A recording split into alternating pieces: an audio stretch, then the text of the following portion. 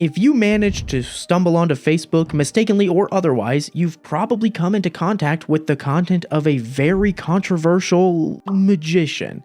Can we call him a magician? Well, while he was certainly a magician in the past, many others within the magic community would probably take issue with labeling him as one now. But to keep things simple, for the purpose of this video, we'll go ahead and call him a magician. Maybe you're blocking your ex, maybe you're wishing a distant friend or family member a happy birthday, or maybe you're just changing your notification settings so you don't get 30 notifications from Facebook every single day. Regardless of what you're doing, you've probably seen this man's face as he pulls off some form of algorithm pumping magic trick. Again, there are people who would argue calling these magic tricks to be overly generous. While these people aren't necessarily wrong, it's difficult to argue with hundreds of millions of views. There's more going on here than just the low-effort social media magic videos we see. Rick Lax was once a highly capable, highly influential magician, a real magician. As it turns out, he has maintained his influential abilities over the years, but now it would seem that he's gone a little too far. Some would say that he's ruined magic and the internet for everyone. This is Conjuring Virality, the Rick Lax Effect. From a young age, Rick Lax was interested in magic.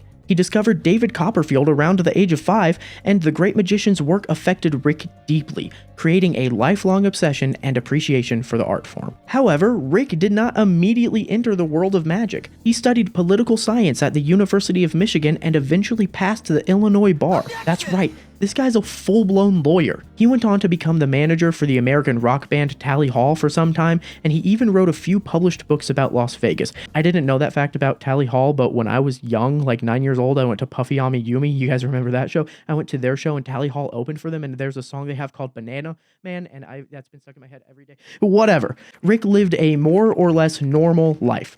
At least he did until he couldn't ignore the call of his true passion any longer. Yeah, I'm talking about magic. With his penchant for magic and inherently analytical mind, Rick Lax spent several years creating magic tricks behind the scenes for other magicians. His ability to see things differently and create jaw-dropping tricks earned him quite a lot of recognition in the early 2010s, which led to a number of high-profile jobs and appearances. He fooled Penn and Teller on their own show with his trick binary code that he sells. He co-created the sci-fi channel magic series Wizard Wars with fellow magician and now internet illusionist Justin Flom, and most importantly, he worked alongside his idol David Copperfield as a behind-the-scenes magic consultant. Not bad for a late bloomer. By 2015, Rick Lax had the skill, recognition, and moxie to become the next great magician. So, where and when did it all fall apart? Well, also in 2015, Rick Lax created a Facebook page. His posts began innocently enough. He would share videos of the tricks he created, many of which were legitimately impressive. But then, one of Rick's videos went viral. I don't know anything about that, my videos. It's not clear exactly what happened in Rick's mind after that first video, but the content he was putting out into the world quickly went from legitimately impressive to legitimately frustrating. But then again, it was frustrating by design. Rick began putting all of his energy and focus on creating content that had the potential to go viral, rather than content that displayed his considerable skill as a magician. He went from magic tricks to prank videos, life hacks, gross outs, math magic, and dozens of other types of videos that would grab attention and tickle the algorithm just right. In just a few short years, Rick Lax was regularly receiving over 1 billion views on his Facebook videos every single month. That's more video views than any single magician in history, and more Facebook videos than Justin Bieber and Taylor Swift and Psy, yeah, that's right, the Gangnam Style guy, combined. Surprisingly, this is still a metric that holds up almost 9 years later, and it's all thanks to objectively dumb videos like this. Okay, so Rick Lax found an unconventional, controversial path to success.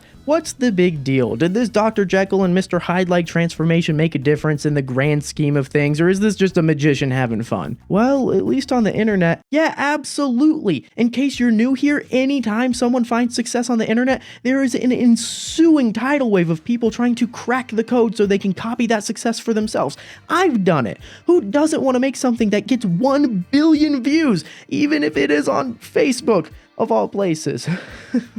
The Rick Lax Effect, as I like to call it, has had an immeasurable impact on the internet as a whole, not just magicians looking to make a name for themselves online. So many things can be traced back to Rick Lax's aggressively viral content, including videos like Kaylin Morelli's Magician Tries to Sell Weed to a Cop. You know, the one that eventually led to him shutting down his entire YouTube channel? Those mind-reading videos that are actually just simple math and can be found all over the internet by dozens of different creators? That all started with Rick Lax. The blatantly foolish Red Bull experiments that switch out real objects for the rubbery ones started by Rick Lax and then hilariously debunked by Drew Gooden. The agonizingly annoying videos that make you wait 3 or 4 full minutes for a payoff to something that happens in the first 10 seconds. You guessed it. That's also Rick Lax. The algorithm loves him and he loves the algorithm. The problem is, it's easy to hate on Rick Lax for what he's become, what he's done to the internet and content as a whole, especially within the magic community though.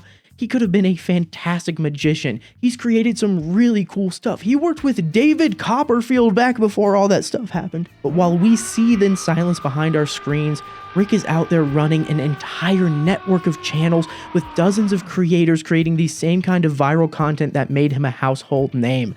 That's right, he's got something he calls the network, and if you want to see a video on that, let me know. It's a little secret stuff and I'd have to, yeah, but just let me know. Like, your grandma probably even knows who Rick Lax is. That kind of success does not happen by accident. Please subscribe, it helps me out a lot. I want to get one of those plaques to hang on my wall, and if I had one of those plaques, I'd be such a good person.